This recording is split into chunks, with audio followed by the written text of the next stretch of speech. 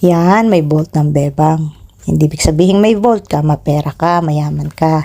Usually kasi yung mga nakaka-vault lang, yung mga mapepera, diba? Ay ako hindi.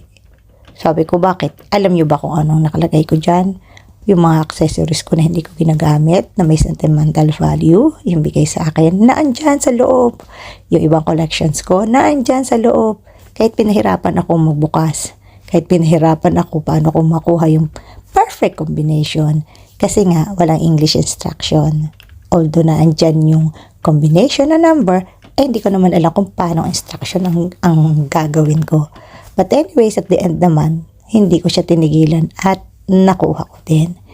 So ito, bumili rin kayo, sayang.